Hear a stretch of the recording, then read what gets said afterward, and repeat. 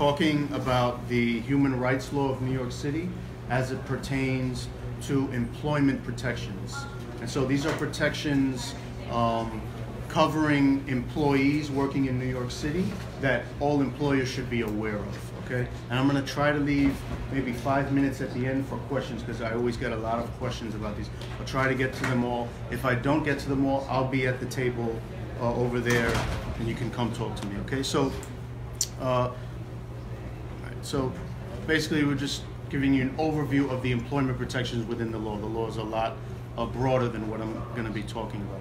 What we do at the Commission is we enforce the law, so we provide free legal services to anyone who feels that they've been discriminated against or harassed based on what we call protected classes. A protected class is something like your age, your nation of origin, your race, your gender identity, right? Those are all examples of protected classes that you can't be discriminated against when you're looking for employment or when you already have employment in New York City, okay? And so we're looking at discrimination in employment, public accommodations, which is basically a lot of the things that you are owning and running, right? If you own a small business, you are managing a public accommodation. You're providing a good or a service to the city of New York that everyone is supposed to be able to access equally, okay? So our law protects not only employers and employees, but the people buying, purchasing, or getting these goods and services. And so to establish discrimination, we often look at the relationship between the employer or employee, or in housing, we'd look at the tenant versus the housing provider. In public accommodations, in the business world, we look at the relationship between the customer and the provider of the service, right? And so, these are the protected classes in employment.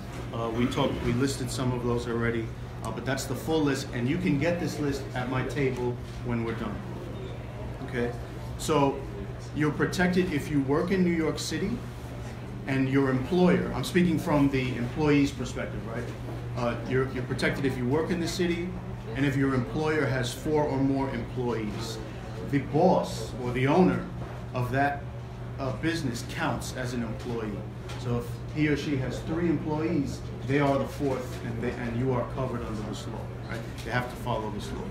The employees don't need to all work in New York City to be covered either. So many different kinds of employees have protections under our law. They can be full-time, obviously, but they can also be interns, undocumented workers, domestic workers. They can be part-time or temporary workers, okay? So in terms of hiring and firing practices, right? Even before you've hired someone, you have to keep in mind our law. So when you're advertising for a job, when you're hiring, it's important to mind the language that you're using. So you always want to be hiring for the skills and qualifications that you need, not necessarily for the kind of people you think you might need. So the example that we give often is, if I'm hiring for a cook at a Peruvian restaurant, I need to say on my job ad that I need someone with experience in Peruvian cuisine. I cannot say I need a Peruvian cook. Right? That's discrimination, because then you've eliminated everyone else that's not Peruvian. Just because you're not Peruvian doesn't mean that you don't know how to cook the food, right? So that's the distinction you want to make, right? And that goes for all other protected classes. You can never ask questions about someone's protected class during the process, whether it's on the job ad or in person. So you can't ask, what country do you come from? Are you Dominican? Are you from Ghana, right? You can't ask those questions when you're hiring, okay? What you can ask is, if you need someone to speak a certain language, do you speak this language, right? Do you have these skills and qualifications to match this job, right? But that does not have to be because you are from somewhere, okay? You can never be fired for being a member of a protected class either. So you can't be fired for any one of these reasons. So if you're pregnant, if on the basis of your sexual orientation, any of these things, these are not a reason to be fired. Okay.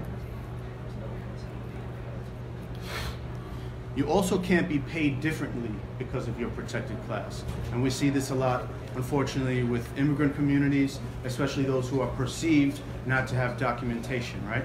They'll be paid differently or be given different things like promotions or assignments based on their status or the perception of their status. Because many times employers don't know, they're assuming, right?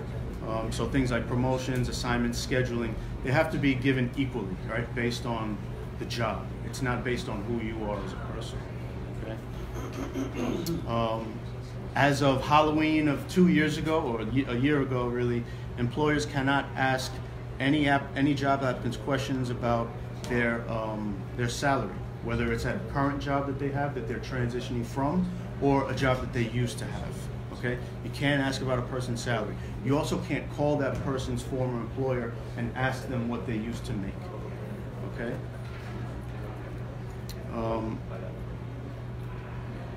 So employees, you can, if you're hiring, you can make statements about what you're expecting to pay the person for this position, or what you're expecting to pay this position. Okay? And then you all can negotiate and have a conversation based on what you're prepared to pay, okay? But you can't ask what they used to make. Now, if the person you're interviewing tells you what they used to make, that information is now fair game, right? You just cannot solicit that information. You can't ask them or anyone else who might know what they used to make, okay? Protections for people going through pregnancy, childbirth, or related medical condition. Okay, so the human rights law of the city requires that employees provide reasonable accommodations for pregnant employees. So these are often things like lifting restrictions, or a temporary change in some job descriptions for people that are pregnant. Seats for cashiers who have to stand all day, who would normally be standing, they should be provided a seat if they're pregnant and they ask for this, right? Additional bathroom breaks. They don't need to give you a doctor's note, okay? And you also have to post a notice of pregnancy rights, this notice in English and in Spanish for your employees to see, okay? If you don't have that and you want it, let me know and I will make sure that I bring it to your office, okay? Right, so gender identity and gender expression. So gender non-conforming persons are covered under the law, which means that employees are allowed to use the bathroom consistent with their gender identity. They are entitled to use the personal name, title, and pronoun, and dress and groom themselves in a manner appropriate to their gender identity or expression. The key here is understanding that it's not up to you to decide what gender this person is. They are making that decision, and they are going to have certain protections based on that decision, okay? Let's get that. Workers can't be paid, we talked about this, less just because of their immigration status. It's illegal under the human rights law for an employer to request, either orally or in writing, credit history as part of a job application, and criminal background history, okay? So you can't ask this at any point during the job application. Since I don't have a whole lot of time left, I just want to mention also that as of summer last year, the human rights law is requiring that all businesses in New York City post these two notices on sexual harassment in English and in Spanish for all employees to see. So this is not something you need to put on your storefront. It's something that your employers have to be able to see. So I am running out of English, unfortunately, but I have some Spanish left. Please pick up one if you need, but you need to have both. So if you need the English, or if you need any of them from me, come give me your contact information. I will schedule a time to drop them all for you, along with anything else you might need from us. All right? Does anyone have any questions? No? Pretty often, when I'm applying, they ask for, they do not post salaries. Salaries commensurate with experience and... That's legal. That's legal. But in the process of hiring, you just can't ask someone, what did you used to make at a job?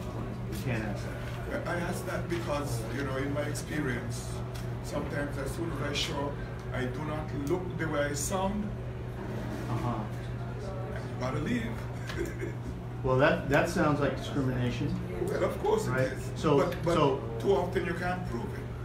that's true. However, if you have a feeling about it, we have a resource available to investigate if that is in fact happening. So we have testers.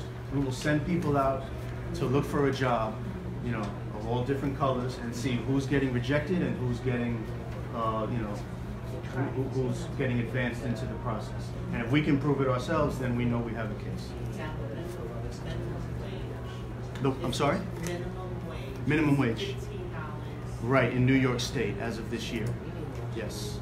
So if you feel you're not, if you now, not all businesses have, I think businesses of a certain size and up have to provide that, right? So yeah, so like a certain amount of employees, I don't know that number. 11 or more, okay? Okay, sorry, I gotta go. Let's talk more at my table if you want to. I appreciate your time.